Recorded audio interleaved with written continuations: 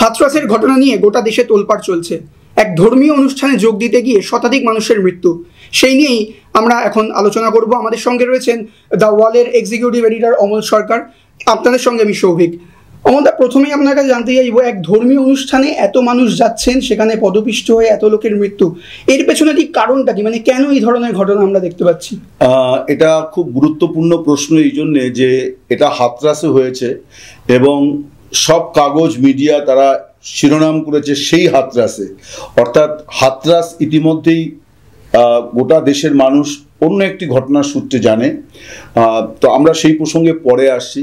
যে প্রশ্নটা তুমি করলে যে কেন এই ঘটনা ঘটে, প্রথমত ভারতবর্ষে এই ঘটনা ঘটে, এটা এমন নয় যে উত্তরপ্রদেশে নতুন ঘটলো বা বহু বছর পর ঘটলো, এরকম নয়। বিভিন্ন রাজ্যে ঘুরিয়ে ফিরিয়ে এই ধরনের ঘটনা ঘটে যে জমায়েতে পদপিষ্ট হয়ে মানুষ মারা যান, এবং মূলত সেগুলো হচ্ছে এই যে বাবা বা স্থানীয় গুরুদেব যাদেরকে আমরা বলি, তাদের ক্ষেত্রে এটা হয়। এখন এটা হওয়ার একটা বড় কারণ হচ্ছে ভারতবর্ষের মূলত একটা প্রশাসনিক কালচারে বিরাট বড় চেঞ্জ চলে এসছে, বিরাট বড় চেঞ্জ। সেই চেঞ্জটা হচ্ছে যে ভিভিআইপি থাকা আর ভিভিআইপি না থাকা, এইটার ওপরে প্রশাসনের যারা চালাচ্ছেন তাদের প্রায়োরিটি ঠিক হচ্ছে, এবং প্রতিদিনই এসপি ডিএম এদেরকে সারাক্ষণ মন্ত্রী ভিভিআইপি, এবং এখন তো মন্ত্রী হওয়ারও দরকার হয় না, মানে কোনো একটি রাজনৈতিক দলের কেউ ব্লক সভাপতি, তিনিও দুটি নিরাপত্তা রক্ষী নিয়ে ঘোরেন। সো এটা কিন্তু গোটা ভারতের একটা চিত্র যে রাজনৈতিক বসেরা, পলিটিক্যাল বসেরা, তারা হচ্ছে ভিভিআইপি আর হচ্ছে আমলারা ভিভিআইপি, এবং তারা যদি কোনো অনুষ্ঠানে থাকে সেইটাকে যেভাবে দেখা হয়, বাকি এর ক্ষেত্রে সেইভাবে দেখা হয় না। জাস্ট 1-2 বছর আগে আমাদের আসানসোলে এরকম একটা ঘটনা ঘটেছিল, যেখানে বিজেপি নেতা দিলীপ ঘোষ গিয়েছিলেন একটা সম্ভবত ত্রাণ বিলির অনুষ্ঠান। উনি চলে আসার পরে ওখানে একটা হুলুস্থুলু বাঁধলো এবং বেশ কিছু মানুষের, আমার এখন ঠিক দায়িত্ব নিয়ে আমি বলতে পারছি না যে মানুষ মারা গিয়েছিলেন কিনা, কিন্তু অনেকে আহত হয়েছিলেন। তার মানে ওই ভিভিআইপি কেন্দ্রিক গোটা আয়োজনটা, এখানে সেই অর্থে কোনো ভিভিআইপি আলাদা করে ছিল না যে যিনি ওখানে প্রধান অতিথি, যিনি ওই গুরুদেবের প্রধান শিষ্য বা গুরুদেবের প্রধান দর্শনার্থী।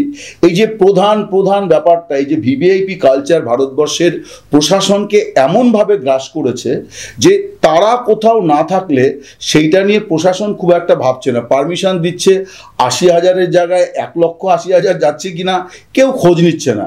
এবং এই যে এত জমায়েত, অতএব এটা সাধারণ যে স্ট্যাম্পেড হয়, এইটা ধরে নিতে হবে যে স্ট্যাম্পেড হতে পারে, ধরে নিতে হবে। একটা বড় জমায়েত হলে পরে, আনকন্ট্রোল জমায়েত হলে পরে ধরে নিতে হবে প্রশাসনকে যে এখানে পদপিষ্ট হয়ে যাওয়ার ঘটনা ঘটতে পারে, সেটা আটকানোর চেষ্টা করতে হবে। এবং আটকানো যাবে না ধরে নিয়ে পর্যাপ্ত পরিমাণে অ্যাম্বুলেন্স, পর্যাপ্ত পরিমাণে হাসপাতালের বেডের অ্যাডভান্স ব্যবস্থা রাখা, যে কিছু লোক ইনজিওর হতে পারে, এই হতে পারে, এগুলোই কিন্তু প্রশাসনের ইয়েতে সব বলা আছে, ম্যানুয়ালে সমস্ত বলা আছে। ইভেন পুলিশ যখন ল অ্যান্ড অর্ডারের ডিউটি করতে যায়, যে কোনো একটা বড় মব আজকে সরকারি অফিস করতে পারে বা কোনো রাজনৈতিক দল আইন অমান্যের ডাক দিয়েছে, পুলিশের যে অ্যারেঞ্জমেন্ট থাকে তাতে কিন্তু অ্যাম্বুলেন্স থাকে, তাতে যথেষ্ট পরিমাণে ব্লাড কালেকশন করা থাকে, ডক্টরস টিম অ্যাটেন্ড করা থাকে, এবং কিছু শহরের হাসপাতালে বেড রিজার্ভ করা থাকে, যে কিছু একটা ঘটে যেতে পারে।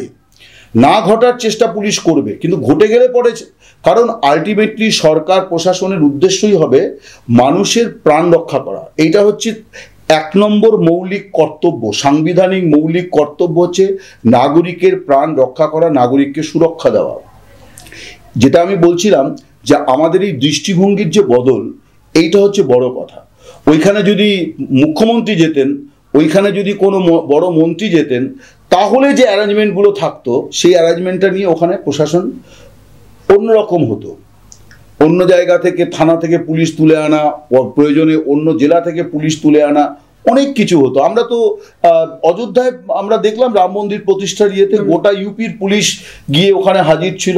মানে যত এই ধরনের গুরুদেবেরা গিয়েছেন ওখানে, এমন, কারণ আমি ওখানে উপস্থিত ছিলাম, আমি দেখেছি যে একজন গুরুদেব যাচ্ছেন, তাদের সামনে পেছনে পাইলট কার, এবং তাদের পর্যাপ্ত সিকিউরিটি, যেন তাদেরকে কেউ যাত্রাপথে কেউ ডিস্টার্ব করতে না পারে, এত পুলিশ দেওয়া হয়েছিল। এত কিছু দেওয়া হয়েছিল এবং প্রত্যেকে ভিভিআইপি ট্রিটমেন্ট পেয়েছেন। দামি গাড়ি, সামনে পুলিশের জিপ, পেছনে পুলিশের জিপ। তো তাদেরকে ওইভাবে ওই অনুষ্ঠানে এসব হয়নি। ওখানে অনেক বেশি লোক গেছেন, হয়নি। তার কারণ হচ্ছে যে সরকার সেই ব্যবস্থা করেছে, কিন্তু এখানে সেটা ছিল না। এইটা হচ্ছে আমাদের একেবারে প্রশাসনিক যে ভাবনা চিন্তার জায়গা থেকে আমরা সরে এসছি। আমাদের প্রশাসন ফর ভিভিআইপিস হয়ে গেছে। এই ভিভিআইপিস মানে সঙ্গে একজন বন্দুকধারী হলেই হলো। দেখুন অমলদা, এখানে আমার একটা প্রশ্ন আছে যেটা আশা করি দর্শকদেরও থাকবে। প্রশাসনিক একটা গাফিলতির জায়গা তো থাকছেই এখানে, যেটা বিরোধীরাও বলছে যে সরকার থেকে ব্যবস্থা নেওয়া হয়নি। এবং রাজ্যের মুখ্যমন্ত্রী যোগী আদিত্যনাথ তিনি অবশ্য পরে বলেছেন উচ্চ পর্যায়ে কমিটি গঠন করেছেন, এই ব্যাপারে তদন্ত হবে। প্রশাসনিক একটা গাফিলতি আছে সেটা নিশ্চিত, কিন্তু এখানে যার একটা বিষয়, একজন স্বঘোষিত ধর্মগুরু যার নাম এর আগে কেউ সেইভাবে শোনেনি, তিনি কোনো জনপ্রিয় ব্যক্তিও নন, কোনো মন্ত্রী বা কোনো এমএলএ, কোনো সাংসদ নন, একজন স্বঘোষিত ধর্মগুরুর ডাকে ৮০,০০০ লোক যাবার কথা ছিল, সেখানে প্রায় আমাদের যা রিপোর্ট আসছে যে ২ লক্ষের মতো লোক সেখানে গেছিলেন। তো এই স্বঘোষিত ধর্মগুরু ডাকছেন আর শয়ে শয়ে লোক সেখানে চলে যাচ্ছেন, তারপরে এরকম একটা পদপিষ্টের ঘটনা, এর পেছনে কি সাধারণ মানুষেরও কোনো একটা গাফিলতির জায়গা, মানে গাফিলতি ঠিক নয়, মানে একটা সাধারণ মানুষের একটা মানসিকতা একটা কি বদল আসছে সেখানে? এটা খুব গুরুত্বপূর্ণ প্রশ্ন, কিন্তু এটার উত্তরটা ভিন্ন। আমি এই বিষয়টা এখানে বলবো, আমি এটা ভেবেই এসছি, আমার অভিজ্ঞতা থেকে আমি বলবো। আমরা যদি মৃতদের নাম, ঠিকানা, নামগুলো, পদবিগুলো, এগুলো যদি আমরা দেখি, যারা আহত হচ্ছেন এগুলো যদি আমরা দেখি, তাহলে আমরা বুঝতে পারবো কারণটা কি। অধিকাংশরা হচ্ছে দলিত সমাজের পিছড়ে বর্গের মানুষ। উত্তরপ্রদেশ, বিহার, এমনকি আমাদের রাজ্য আছে, আমি নাম করে জায়গার নাম বলবো না, কিন্তু গোটা ভারতের বিভিন্ন অংশে আছে।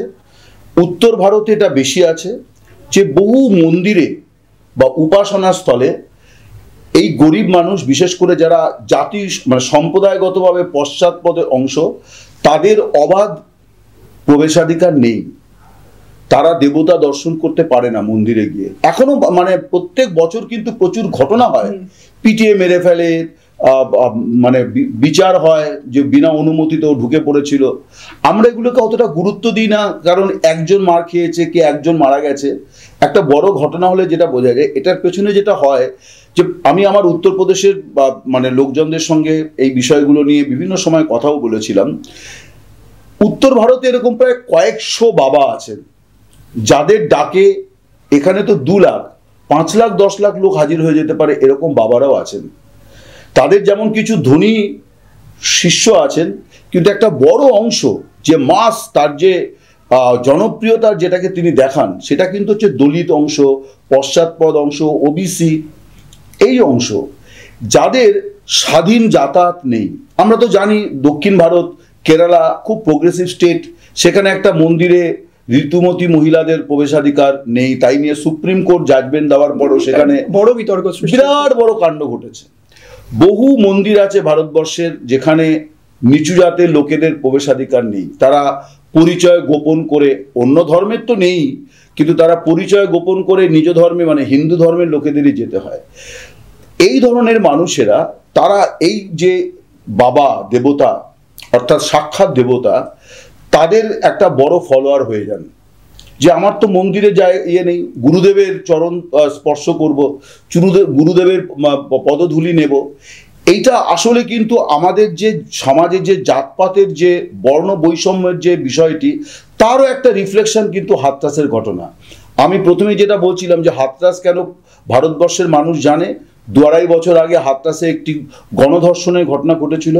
সেই মেয়েটি যাকে রেপ করা হয়েছিল সে দলিত, এবং সে তার এলাকাতে তাদেরকে আগে মায়াবতী যখন সরকারে ছিলেন, তারা ওকে 5 বিঘা জমি দিয়েছিল দলিতদের।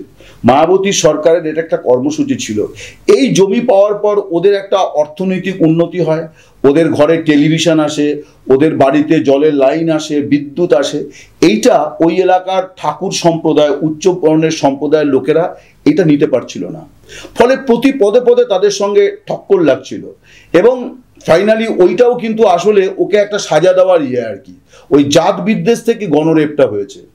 এমনি সময় এরা কেউ সামাজিকভাবে বিয়ে তো প্রশ্নই নেই, মানে পাশাপাশি বসবে না, কিন্তু একটা যৌনতার জায়গা থেকে সে ওই দলিত মেয়েকে রেপ করছে, হচ্ছে তার ওই জাত বিদ্বেষ থেকে, যে একে আমি একটা মানে বড় ইয়ে দিলাম আর কি, হ্যাঁ মানে তোরা তো অনেক বেড়েছিস, তোরা অনেক তোদের অনেক উন্নতি হয়েছে।